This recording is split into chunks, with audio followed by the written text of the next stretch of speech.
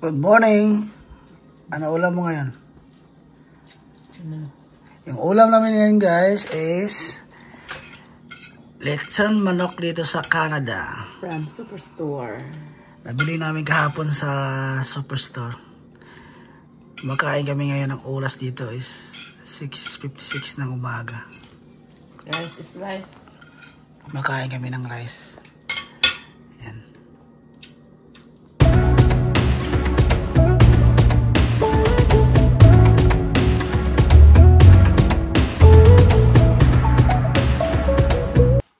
Hello mga Lods, welcome back ulit dito sa channel ko. Mamaya i-discuss ko sa inyo kung kalong sahod ni Mrs. Papaalam muna tayo kung papayag siya na i-reveal natin yung sahod niya.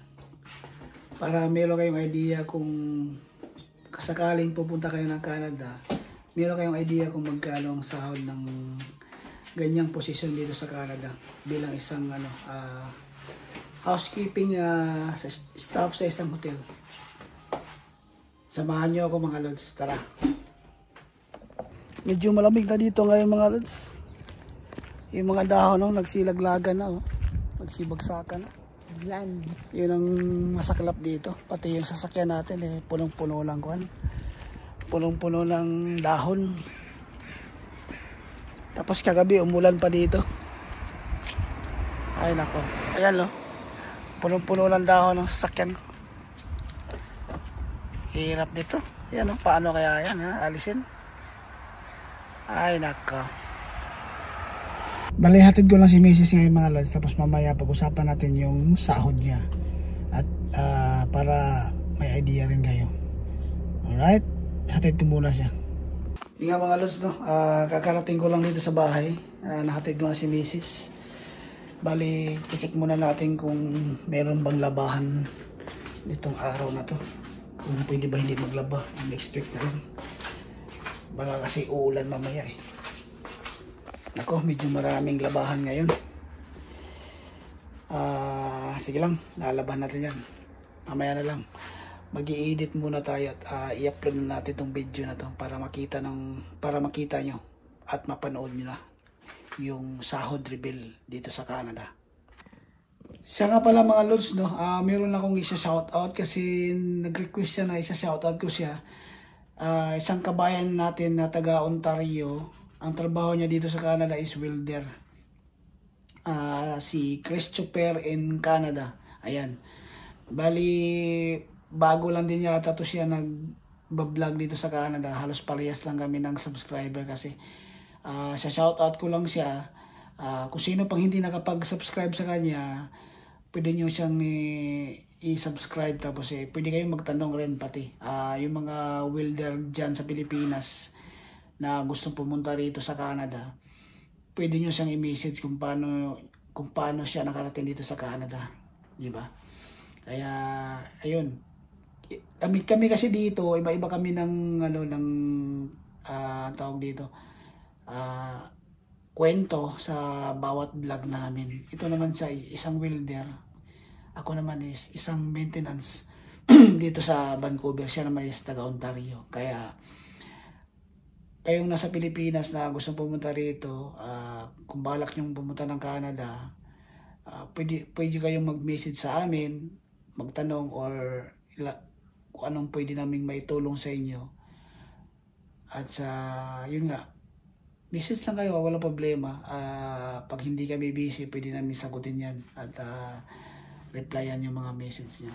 Maraming salamat din sa mga subscribers ko na palagi sumusuporta.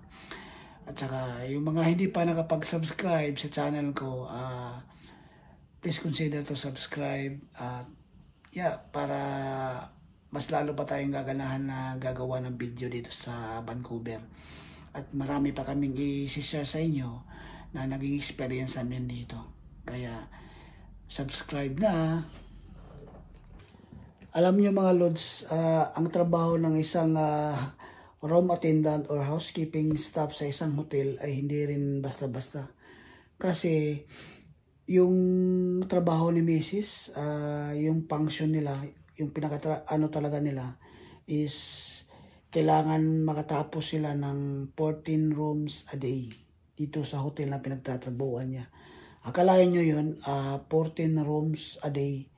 Yung ibang yung ibang room attendant na kasama niya hindi nagtatagal, kumbaga medyo nakakapagod daw kasi 14 rooms eh.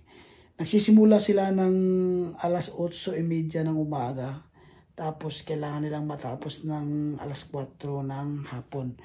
Kasi yung mga yung mga guests ay mag-check-in na ng around 5 PM yata or 4:30, hindi ako sure masyado. Pero yun nga, kailangan nilang matapos ang 14 rooms a day. Saka sila pwedeng mag-out. Hindi sila pwedeng mag-out hanggat hindi nila natatapos yun. Minsan si Mrs. naaabutan nga ng nag-overtime pa dahil doon sa medyo yung ibang guest kasi hindi nagpapalinis, tapos tatawag na lang bigla sa iyo na magpapalinis, ganito ganyan.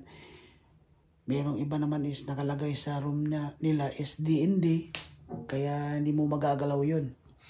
Yun nga mga lods, no? Hindi biro maging room attendant sa hotel pati. Yun nga. Meron pang mga sofa bed na inaayos nila.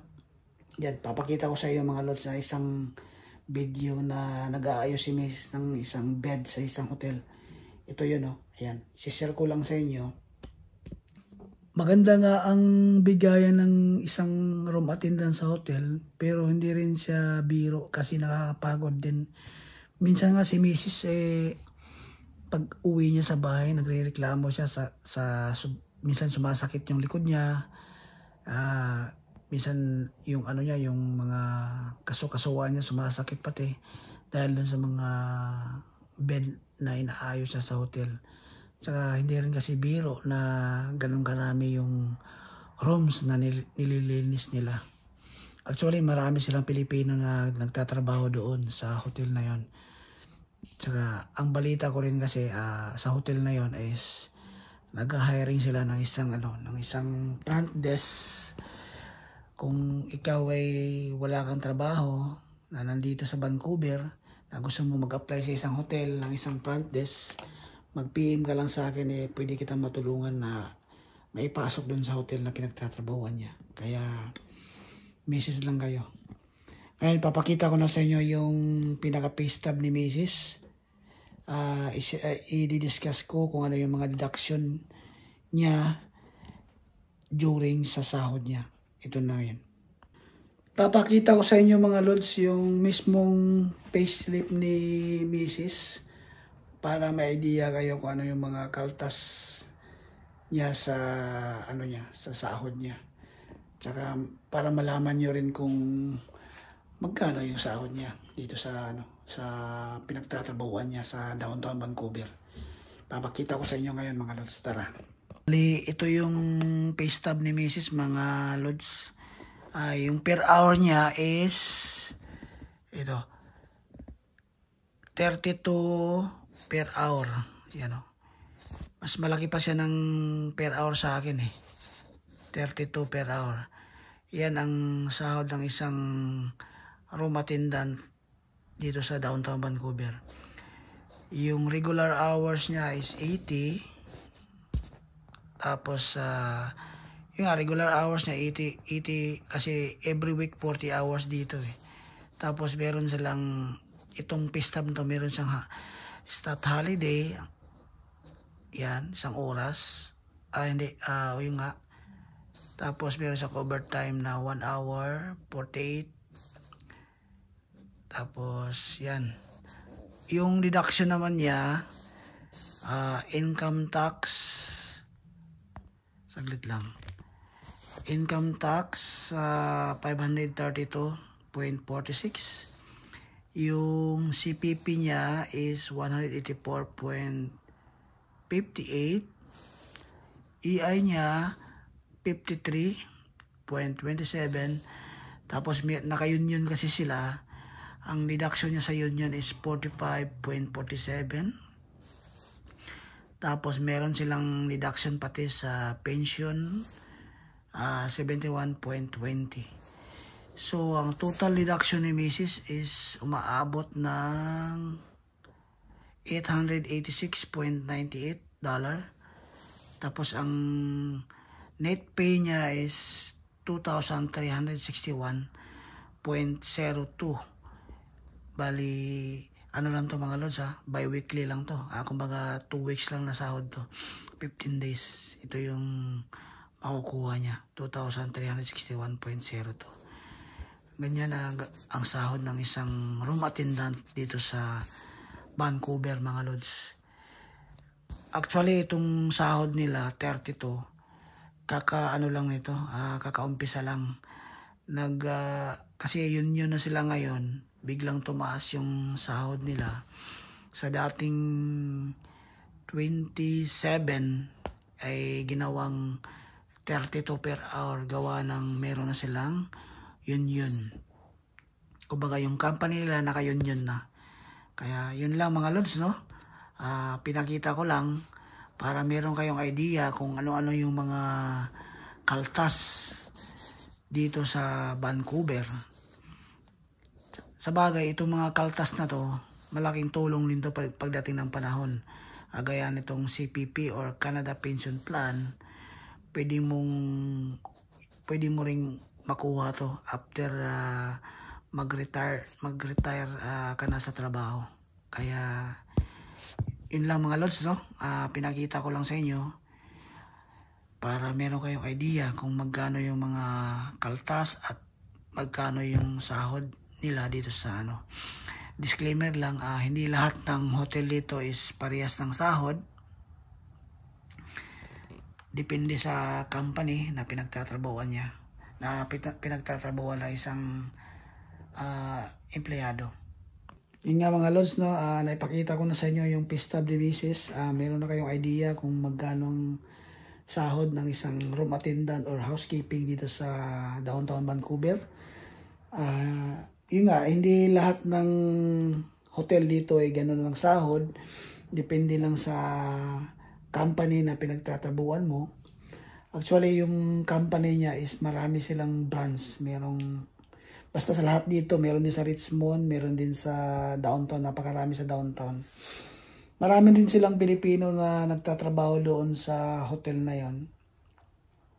Tsaka yung sa akin, yung sahod ko at saka yung ano ko, bilang isang maintenance, isi-share ko rin sa inyo, pero inaantay ko pa yung yung pay stub ko kasi nga medyo yung apps ko sa tawag dito, kung saan sinisend yung pay stub, medyo naglogo kasi, kaya hindi ko mai-print, kaya hindi ko mai-share sa inyo. Next time na lang sa susunod na vlog, yun nga, isi-share ko rin sa inyo kung magkano sahod ng isang maintenance dito para meron din kayong idea. Hindi man sa tawag dito sa Vancouver, alos lahat talaga ng hotel medyo may kalakihan na ng sahod kasi nga unionized. Tapos sa laki ng inflation dito sa Vancouver, yung ibang hotel kasi dito dati is nagrarally sila, nagwiwilga sila, nagprotesta sila gawa ng yung sahod nila dapat ng dagdagan kasi nga napakataas na ng inflation. Yung dito, yung renta ng bahay hindi na biro. Kumbaga ang hirap na makahanap ng 2,000 pababa na 2 bedroom.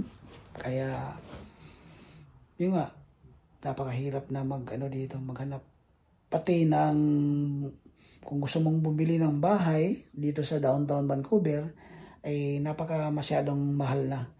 Hindi kagaya dati. Hindi ka na makakita dito ng ng 500,000 pababa pag nasa downtown Vancouver ka.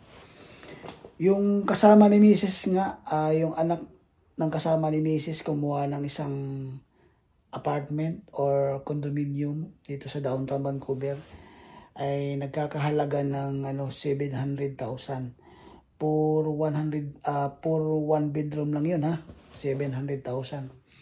Doon sa bandang downtown. Dito lang banda sa may Main Street, malapit dito sa amin. Yun hindi na siya basta-basta.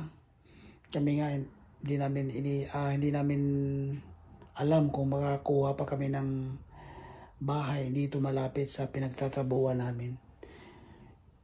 Yung nga mga lods, kung pinag-isipan pa namin kung paano kami makakuha ng bahay dito sa Vancouver. Yun lang mga lods, no? Hanggang sa muli, nakikiusap lang ako yung sa mga hindi pa nakapag-subscribes dyan sa channel ko. Kasi nakikita ko kasi dun sa nanonood ng vlog ko na mas marami pa yung unsubscribe kaysa subscribe. Kaya pakiusap lang mga lods, pakisubscribe na lang at marami pa tayong pwedeng i-share na mga pangyayari o mga nangyayari dito sa Canada, especially dito sa Vancouver. Kung bago ka pa lang sa channel ko, please consider to subscribe para mas lalo pa tayong gaganahan na gagawa ng video. Hanggang sa muli mga lods, no? Maraming salamat at God bless everyone. Bye for now.